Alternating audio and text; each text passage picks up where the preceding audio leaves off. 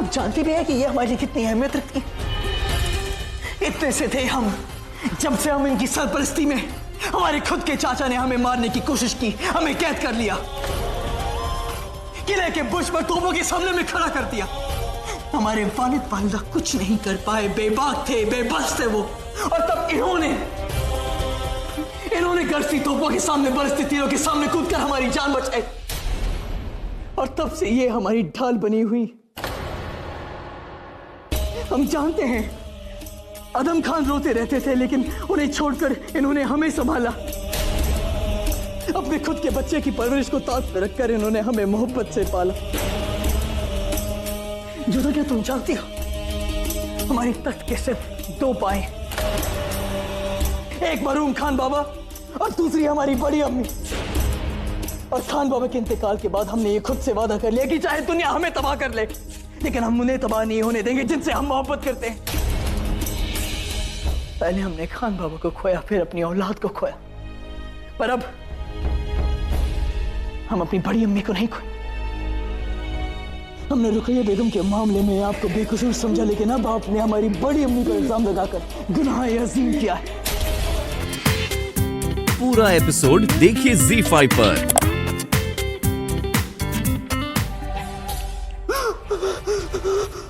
क्या हुआ रिश्ता? सख्ते में क्यों आ गए? ये खबर जानने के बाद हम तो क्या, सख्ते में कोई भी आ जाएगा वजीर आलिया। अब तो हम खौफ ज्यादा हो गए हैं आपसे। होना भी चाहिए। रेशम, खौफ बड़े काम की चीज होती है। खौफ से अक्सर जिंदगी आगे बढ़ जाती है। वजीर आलिया, लेकिन आज तक बेगमों के कोख में पल रहे शहंशाह के बच्चों की जिंदगी आपने हमसे खत्म करवाई है। फिर इस बार क्यों यकीन नहीं किया? आपने हमसे भी छिपाया। जहां तक यकीन का सवाल है रेशम, तो हम तुम पर आज भी यकीन करते हैं। इसीलिए हमारे राज में तुम्हें हमराज बनाया हमने। ये राज हमने अभी तक आदम खान पर भी नहीं खोला है। बात से तुम्हें यकीन होना चाहिए कि हम तुम पर कितना यकीन करते हैं। हर बात का एक सही वक्त होता है रेशम। गलत वक्त पर की गई हर बात खुद ब खुद गलत साबित होती है, और इस बार हम कोई भी गलती नहीं करना चाहते थे।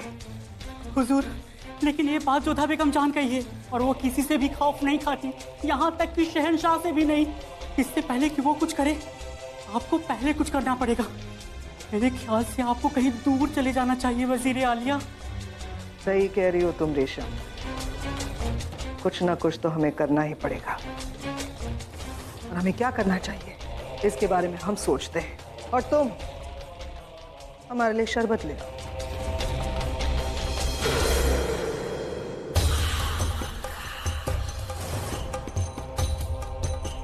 बेगम जोधा,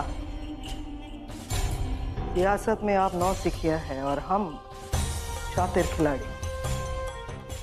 आपका पहला वार हमने बड़ी आसानी से नाकाम कर दिया, और अब कभी मौका नहीं देंगे आपको कि आप हम पर दूसरा वार कर सको।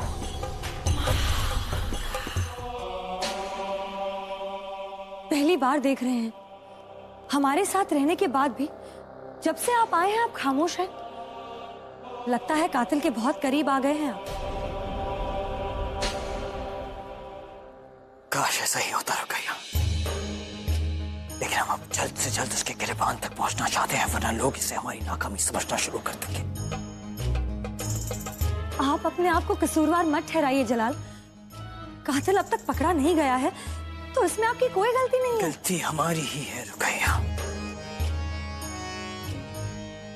हमने जोधा बेगम को रिहा कर दिया है। मतलब ये कि वो हमारी ताकत को कमजोर करने की पूरी कोशिश करेंगे। हमारे पास दिल तो नहीं है, लेकिन उन्होंने उस पर निशाना लगाया है जो हमारे दिल के सबसे करीब है। किस पर? बड़ी अम्मी पर।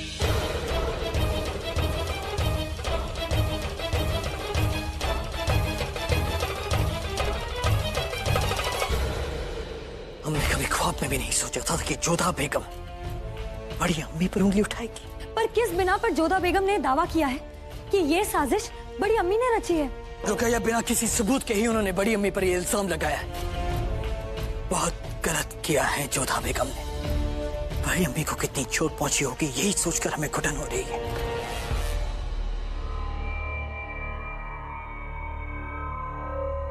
इतनी बेवकूफ नहीं है जोधा बेगम कि वो बिना वजह महामंगा की खिलाफत करेंगी। आखिर ऐसा क्या जान गई है वो कि उस पर उंगली उठा रही है जिस पर शहंशाह आवाज तक नहीं उठाते। क्या हो सकता है वो?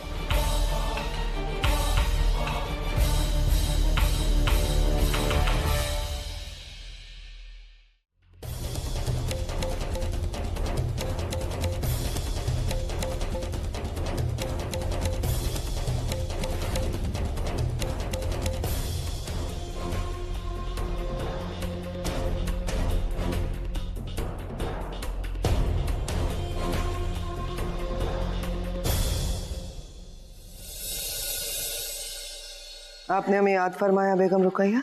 हम चाहते हैं कि आज आपके साथ एक शतरंज की बाजी खेलें। आपका हुक्म सर आंखों पर बेगम रुकैया, पर आज शतरंज खेलने का मन नहीं कर रहा। अरे, हमें लगा कि जोधा बेगम को झूठा साबित करने के बाद आपकी तबीयत बहुत ठीक होगी। चौंकिए मत, जलाल हमसे कुछ नहीं छिपाता। उन्होंने हमें बता दिया है कि जोधा बेगम ने आप पर कातिल होने का इल्जाम लगाया। आप पर कोई आरोप नहीं है, आप मुक्त हैं। अब आप इस प्रकरण से दूर ही रहिए तो अच्छा है। और सच्चाई को सामने लाने में कठिनाई तो आती ही है मोती। आज शहंशाह हमारी बात नहीं मानेंगे, कल नहीं मानेंगे, परंतु कब तक नहीं मानेंगे? और जब तक हमारी बात पर शहंशाह को विश्वास नहीं हो जाता कि असली अपराधी महामंगा है, तब तक हम प्रयास करते ही रहेंगे। एक बात आप हमारी लिख लीजिए जोधा, बिना साक्ष्यों के आपका हर प्रयास असफल रहेगा। तो ठीक है, इस बार हम शहंशाह के सामने साक्ष्य लेके जाएंगे।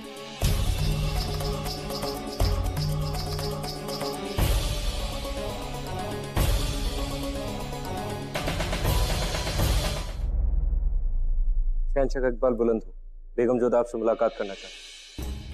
भेजो उन्हें। जी।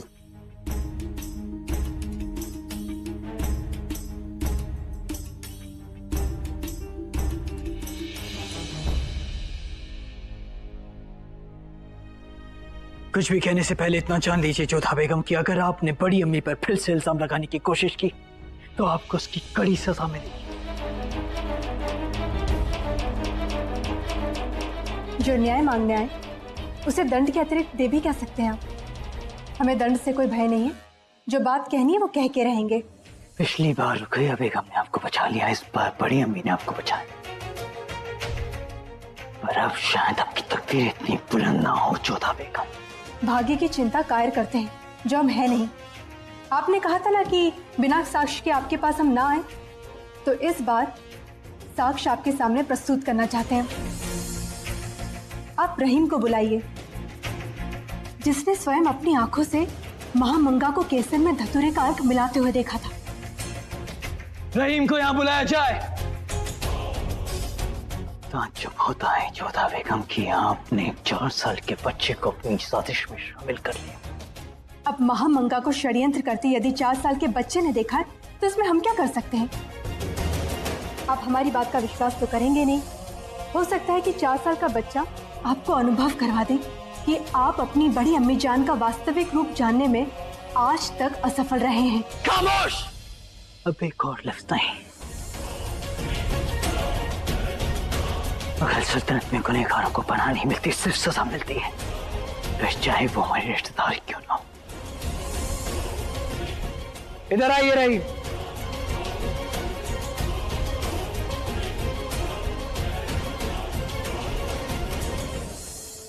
देखो बेटा रहीम, उस दिन आपने हमें डिब्बे के विषय में जो कुछ बताया था ना, वो शहंशाह को बता दो। रहीम, क्या आपने वो डिब्बी ली थी?